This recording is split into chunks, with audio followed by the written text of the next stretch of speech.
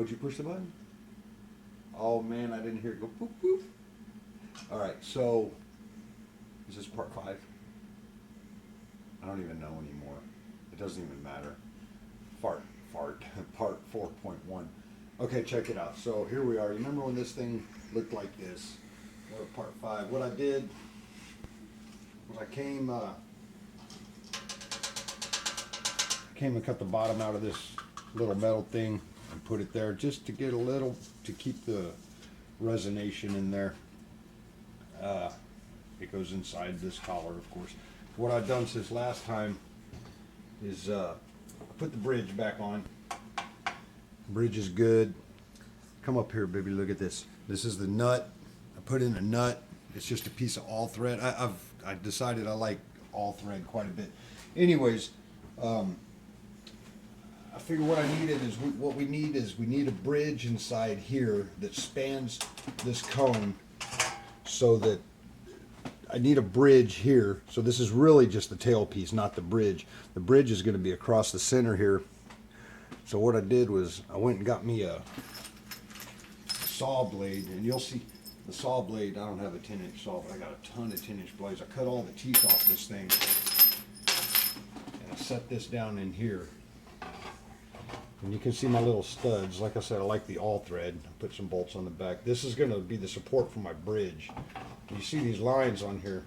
I've already put this back together and put some strings on it and played it. And I think I'm losing some resonance. I want my resonance to get to this cone, but I think this plate, being like it is absorbing all the vibration from the string before it gets to the cone. So this blue that you see in Resonator terminology, they have 2 different kinds of cones. This would be a spider cone. They also have one that's a biscuit cone. The spider cones have less sustain and are more twangy. The biscuit cones seem to have like a more delta bluesy kind of sound. Anyways, I'm going to cut all this out. So what you see blue is going to stay. But the way it works is I got that there.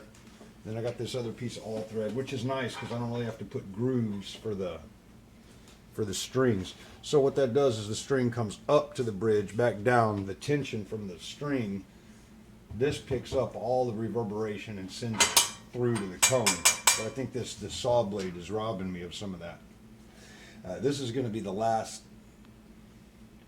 This is going to be the last installment before I actually put it back together and play it. So the next one is going to be me playing it. Now, anyways, this here, I've been trying to decide what I want for my cover. This thing, I've decided I'm not going to restain it or anything. I'm probably just going to sand it down a bit and re-lacquer it. So I'm going to leave all these chips, you know. So I thought this would be nice and rusty for my cover plate. Of course, what we're going to have to do is we're going to have to cut a little groove so that it'll fit over the bridge. The cover plate goes here like this. I thought this was pretty nice. It just looks like a piece of shit, and I love it. It matches its owner. So, but Miss Brick, she come in with the wind today, and she said, "Oh, you know, it'd be really cool on their fucking saw blade." So, I think we may go with the old buzz saw. I think I am gonna do the buzz saw for my cover plate. Why? Why not? I think it looks awesome. So, anyways, there we go. Now I'm gonna cut my spider out, put it in, put the bridge on it. I'm gonna glue the back on it. I'm gonna put it all together. Oh, and one thing I didn't show you guys.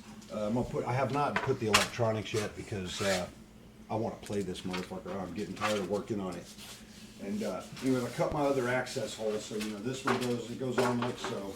And so then I have my access hole here that I can get to the electronics.